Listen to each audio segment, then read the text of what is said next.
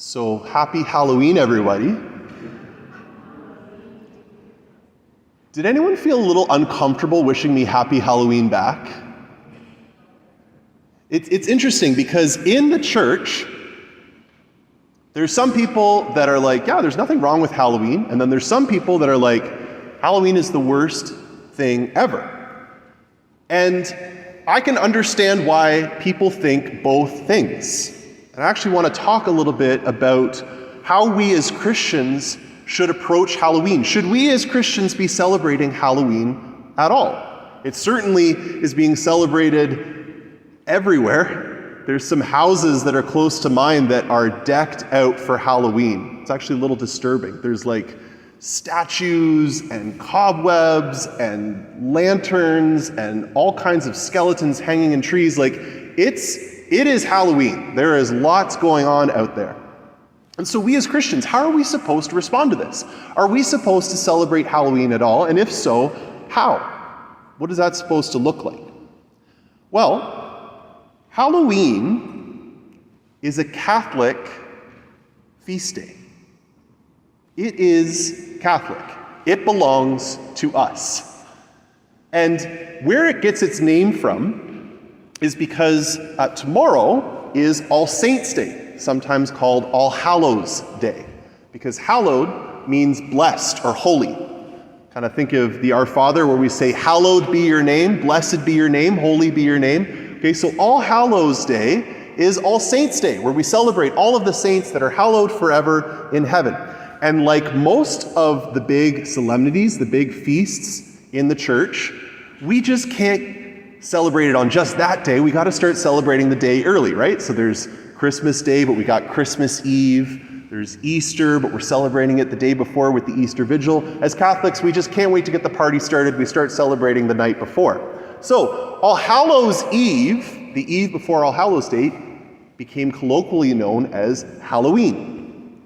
And it goes way back. All Saints' Day was being celebrated in Rome in the 600s.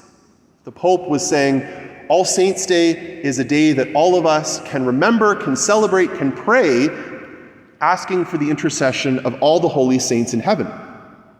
And by the 800s, it was being celebrated all across the Christian world on November 1st. And Pope Gregory IV was the first Pope to say, All Saints' Day for the whole church, the universal church, we're going to celebrate it in November. Now, when we get to the country of Ireland, there was already some pagan festivals taking place around this time of year because they were celebrating kind of the change of seasons. Everything started to die in November, entering into winter. And so there was already some pagan festivals celebrating this. They would celebrate kind of death, and so there'd be some spooky stuff going on in their pagan culture. And so some people think that some of these traditions started to mix with the celebration of All Saints' Day. But clearly before this was happening, we were celebrating All Saints, All Hallows' Day. Well, by the time we get to the 1100s, in France, we start to see that there are people actually going through the streets, and they're dressed in kind of these black robes and they're ringing bells, and their job is to remind everyone to pray for the souls in purgatory, to pray for the dead. So they would wander through the town, they had these black robes on, kind of spooky, they're ringing bells, reminding people, pray for the dead. This is what this is all about. We're entering into All Saints' Day. Right after that is All Souls' Day, where we pray for the souls in purgatory. All of this is combined together. And then basically by the 1400s, all of Europe is celebrating Halloween, All Hallows' Eve, with different ways to remind people to pray for the dead. And because people like spooky stuff, it's the perfect day to do it. So people, especially the poor, those who didn't have a lot of food, they would go door to door and they would get cakes from people. People would give them cakes called soul cakes. And they would give them to the poor, and in exchange, the poor would promise to pray for anyone in your family who had died. So it was like, we'll make a deal. If you give me food because I'm hungry, I'll pray for your loved ones to get out of purgatory. So there's a little bit of a barter system going on. And then these people who became called soulers, because they were going around praying for all the souls in purgatory, they began to wear disguises. They would dress up sometimes like ghosts. They would sometimes put masks on, because this was like a well-established thing already. But just like with the Irish, where some pagan stuff started to slip in, some superstitions started to slip into this church holiday. And they thought, well, if it's All Souls Day coming up, maybe some of the souls in purgatory are kind of wandering around looking for revenge, and maybe there's demons out there as well, so we're going to wear masks. We're going to dress up so that they can't recognize us. Now, part of this is for fun. Part of this is because it's kind of a superstition. It's all being added into one big pile, this development. And then they began to dress up as the dead themselves. And they would have these big parades of people dressed as dead people. But they would be dressed as all different kinds of people. So there would be like, the butcher and the baker and the bishop and the priest and the maids, all of them, and they would all be dressed as dead people. And these parades were fun. They were celebrations, right? People would come together, they'd watch the parade. But it was also a reminder. You're going to die. That's what the parade was there to remind everyone of. It doesn't matter if you're the Pope, all the way down to the lowest servant. You're going to die one day. You're going to be in this parade coming to meet Jesus one day in the final judgment. They didn't have TV back then. They didn't have Netflix. So these parades were big events where people could come together, they could have some fun, they could socialize, but it was also teaching them the importance of preparing for death. And churches would actually host these pageants where people would dress up as saints and demons and angels, and they would put on plays depicting the lives of the saints. So all of these different things are getting woven into Halloween. And then along comes the Protestant Reformation in the 1500s. And part of the Protestant Reformation, part of what Protestants today still don't believe in, is they deny purgatory. They deny that purgatory exists. They think that if you die and you're going to hell, you go straight to hell, which we as Catholics, we believe that too. But if you die and you're going to heaven, you go straight to heaven. There's no kind of purification process to get you ready for heaven. So there was a difference in belief there. And so, in a lot of countries that became highly Protestant, they put an end to a lot of these Halloween festivities because it was celebrating something that they didn't believe in. They didn't believe in praying for the souls in purgatory.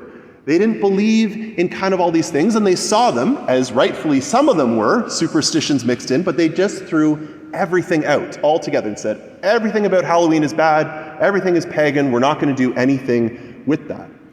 And so that continued on for 500 years or so, and now we get to our modern day, where much like Christmas or Easter or these other church feast days, people just kind of treat it like a secular holiday. So at Christmas, people are talking more about Rudolph and the Grinch and Frosty the Snowman than they're talking about Jesus. Easter, it's all about the Easter egg hunts and the bunny and all that stuff, not the resurrection. Same with All Hallows Eve.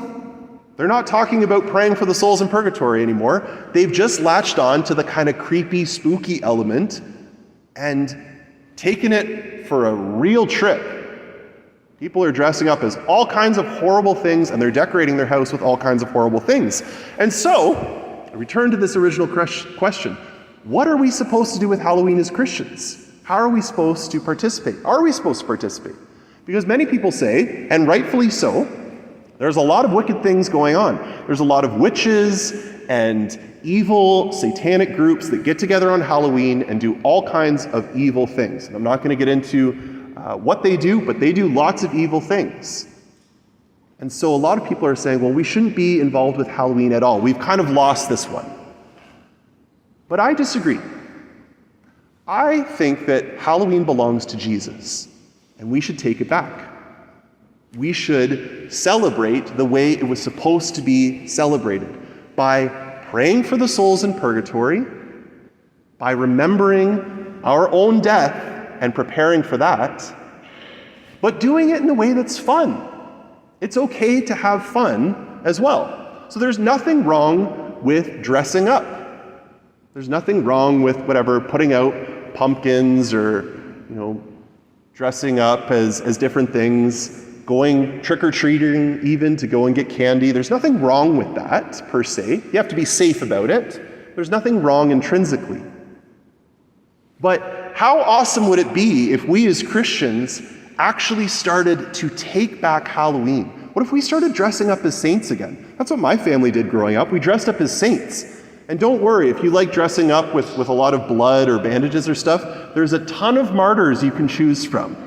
Right? There's a ton of martyrs. And there's saints from every time in history, every culture, every nation. So there is endless costumes you can choose from with your kids. And you can use this as an opportunity to teach them about the saints, to teach them about why this day is so important for us. We can use it as a day to pray for people that are celebrating it in dark and evil ways, to pray for their conversion, to pray for protection for especially the kids that are going out and trick-or-treating, that nothing dark would affect them, that no one would give them any kind of candy that's been poisoned or tampered with in any way. But there's nothing wrong with celebrating Halloween as long as we are not glorifying the darkness, but we're glorifying the fact that we are not afraid of death. Jesus has conquered death, and the saints are living proof of that. They are living gloriously in heaven. So happy Halloween. Let's take Halloween back for the church as it always was meant to be. And even though there are some superstitions, some evil things mixed in with it, don't celebrate that. That's been throughout the whole history of Halloween. There's been people trying to add in some pagan elements and stuff. Just don't have anything to do with that. Don't celebrate that. But celebrate the saints. Celebrate the fun. And celebrate the fact that Jesus has conquered death once and for all.